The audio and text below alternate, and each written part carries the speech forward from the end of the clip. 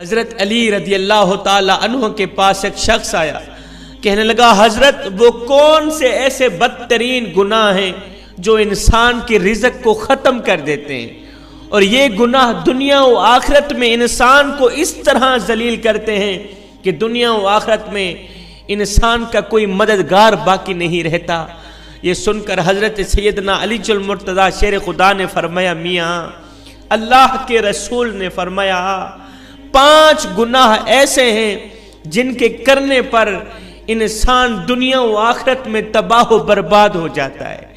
5 گناہ ایسے خطرناک گناہ ہیں جن گناہوں کے کرنے پر انسان دنیا میں بھی ذلیل، آخرت میں بھی ذلیل، دنیا میں بھی برباد، آخرت میں بھی برباد۔ 5 گناہ کرنے والا شخص دنیا میں بے سکون رہ جاتا ہے، بے آرام رہ جاتا ہے، سکون کا جنازہ نکل جاتا ہے، دکھ عروج پر آ جاتے ہیں۔ یہ 5 گناہ ایسے خطرناک گناہ ہیں جوانوں۔ حضرت علی نے فرمایا اگر تم چاہتے ہو کہ اللہ کا خاص کرم تمہارے اوپر برقرار رہے، اگر تم چاہتے ہو کہ رزق کی فراوانی ہو، کامیابی تمہارے قدم چومے، خوشحالی تمہارے قدم چومے، تو خدا را ان 5 گناہوں سے بچے رہنا۔ یہ خطرناک 5 گناہ کبھی نہ کرنا۔ پوچھا گیا حضرت وہ 5 گناہ کون سے ہیں؟ 5 خطرناک گناہ کون سے ہیں؟ حضرت علی نے فرمایا میاں پہلا گناہ سود کھانا، پہلا گناہ سود کا کاروبار کرنا۔ فرمایا ہائے سود خور انسان دنیا میں بھی ذلیل، آخرت میں بھی ذلیل۔ سود خور انسان دنیا میں بھی تباہ و برباد، آخرت میں بھی تباہ و برباد۔ سود خور انسان کو کبھی بھی عزت نہیں ملتی، کبھی بھی سکون کی نیند نہیں سوتا۔ سود خور انسان جو دوسروں کو ٹینشنوں میں مبتلا رکھتا ہے، خود بھی ہر وقت، ہر گھڑی، ہر لمحے ٹینشنوں میں مبتلا رہتا ہے۔ طرح طرح کی پریشانیاں اسے گھیر لیتی ہیں، طرح طرح کی مصیبتیں اسے گھیر لیتی ہیں۔ فرمایا قیامت کے دن سود خور انسان ایسے اٹھیں گے کہ ان کے چہرے مسخ کر دیے جائیں گے۔ ایک سود خور انسان سیڑھی سے نیچے گرا، منہ کے بل زمین پر گرا، وہیں مر گیا۔ بیٹا کئی روز تک باپ کا غم مناتا رہا۔ ایک رات بیٹے نے باپ کو خواب میں دیکھا، دیکھ کر پوچھا ابا تیرے ساتھ کیا معاملہ ہوا؟ سود خور ابا نے کہا نہ پوچھ بیٹے، سیڑھی سے نیچے گرا تھا، بجائے زمین پر آنے کے سیدھا جہنم میں چلا گیا۔ حضرت شیخ سعدی رحمت اللہ تعالی علیہ فرماتے ہیں میں ایک نیا مکان خرید رہا تھا، مکان کی تلاش میں تھا، اتنے میں ایک سود خور میرے پاس آیا، مجھے کہنے لگا یہ مکان خرید لو، عمدہ مکان ہے، اس میں کوئی عیب نہیں ہے، اچھا مکان ہے، میں آپ کا ہمسایہ ہوں، اسی محلے کا رہنے والا ہوں، آپ کا پڑوسی بن جاؤں گا، آپ کا ہمسایہ بن جاؤں گا۔ سود خور انسان مجھے کہنے لگا میں آپ کا ہمسایہ بن جاؤں گا، پڑوسی بن جاؤں گا، اسی محلے کا رہنے والا ہوں، یہ مکان بڑا ہی عمدہ مکان ہے، اس میں کوئی عیب نہیں ہے۔ حضرت شیخ سعدی فرماتے ہیں او نادان تو کہتا ہے اس میں کوئی عیب نہیں ہے، مجھے تو سارے کے سارے عیب ہی عیب نظر آتے ہیں۔ اس نے کہا حضرت وہ کیسے؟ آپ نے فرمایا اس سے بڑا عیب کیا ہوگا کہ تو میرا پڑوسی ہے، اور اس سے بڑا عیب کیا ہوگا کہ ایک سود خور میرا پڑوسی ہے، اور جہاں تجھ جیسا پڑوسی ہو وہ مکان تو مفت میں بھی ملے پھر بھی مہنگا ہے۔ خدا را جوانو اگر دنیا و آخرت میں عزت چاہتے ہو، اگر دنیا و آخرت میں مقام چاہتے ہو، اگر تم چاہتے ہو خوشحالی تمہارے ساتھ رہے، رزق کی فراوانی ہو، اگر تم چاہتے ہو کامیابی تمہارے قدم چومے، تو سود کبھی نہ کھانا، سود کا کاروبار کبھی نہ کرنا۔ فرمایا دوسرا گناہ کسی نیک عورت پر تہمت لگانا، کسی نیک متقی پرہیزگار عورت پر تہمت لگانا۔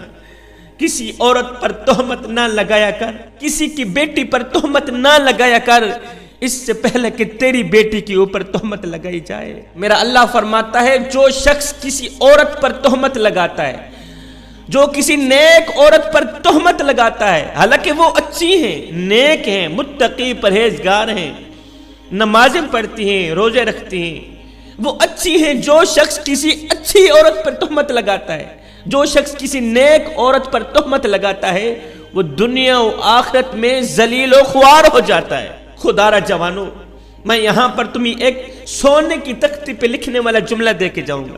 اگر تم کسی کی بیٹی سے نکاح نہیں کر سکتے تو نہ کرنا، کوئی بات نہیں، خدا را کسی کی بیٹی کے اوپر تہمت بھی نہ لگانا۔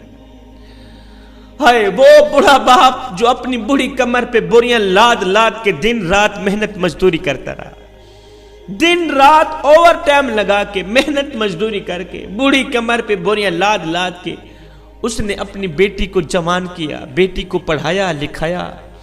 آج جب اس کی بیٹی جوان ہوئی تو محلے کے لوگوں نے، محلے کے نوجوانوں نے اس کی غریب بیٹی کو قبول ہی نہ کیا، تہمت لگا کے اسے ٹھکرا دیا، شادی کرنا گوارا نہ کیا، نکاح نہ کیا، اس لیے کہ ان کے پاس جہیز نہیں تھا۔ ایک تو تم نے نکاح نہیں کیا، دوسرا اوپر سے تہمت تو نہ لگاؤ۔ فرمایا اگر تم چاہتے ہو کہ دنیا و آخرت میں تمہیں عزت ملے، مقام ملے، خوشحالی ملے تو کسی نیک عورت پر تہمت نہ لگانا۔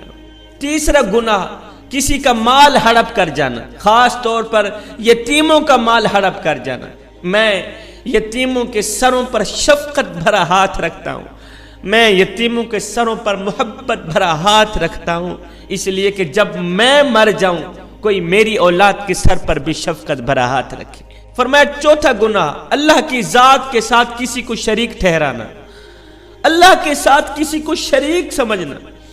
یہ ایک ایسا گناہ ہے، یہ اتنا بڑا گناہ ہے، شرک والا جو گناہ ہے اتنا بڑا گناہ ہے کہ اللہ تعالیٰ چاہے تو ہر گناہ معاف کر دے گا، چھوٹے بڑے گناہ معاف کر دے گا، مگر یہ شرک والا گناہ اتنا بڑا گناہ ہے کہ اللہ تعالیٰ کسی کو معاف نہیں کرے۔ فرمایا حضرت سیدنا علی المرتضیٰ شیر خدا نے پانچواں گناہ، خطرناک گناہ، اہم گناہ، دل کے کانوں سے سنیے گا جوانوں، پانچواں گناہ کسی کے اوپر جادو کرنا۔ ہائے جادوگر شخص کے گھر کا کھانا حرام، اس کے گھر کا پانی حرام، اس کے گھر کا دودھ حرام، اس کے گھر کا نمک حرام، اس کے گھر کی ہر چیز حرام۔ جو شخص کسی کے اوپر جادو کرتا ہے، جو شخص کسی کو ذلیل کرنے کے لیے، کسی کو رسوا کرنے کے لیے، کسی کو ٹینشن دینے کے لیے، کسی کو پریشانیاں دینے کے لیے، کسی کو تکلیف دینے کے لیے جو شخص کسی کے اوپر جادو کرتا ہے، قبلہ تکلیف ایک ایسی چیز ہے، یہ گھومتی ہوئی پھر پھراتی ہوئی آخر کار اس بندے تک نہیں پہنچتی جہاں سے یہ گئی تھی۔ جادوگر انسان یوں سمجھے کہ وہ دائرہ اسلام سے نکل گیا ہے، خدا را یہ خطرناک گناہ کبھی نہ کرنا۔ فرمایا یہ 5 گناہ ایسے ہیں جس کے کرنے پر اللہ تعالیٰ سخت ناراض ہوتا ہے۔ جوانو اگر تم چاہتے ہو کہ اللہ کا کرم تمہارے اوپر برقرار رہے، اللہ کا خاص کرم تمہارے اوپر ہر وقت برقرار رہے تو یہ 4 گناہ کبھی نہ کرنا، ان 4 گناہوں سے پرہیز کرنا، بچے رہنا۔ انشاءاللہ تمہیں دنیا میں عزت بھی ملے گی، مقام بھی ملے گا، تمہیں دنیا میں مرتبہ بھی ملے گا، تم دنیا میں بھی کامیاب ہو جاؤ گے، رزق کی فراوانی ہوگی، خوشحالی ہوگی، کامیابی تمہارے قدم چومے گی۔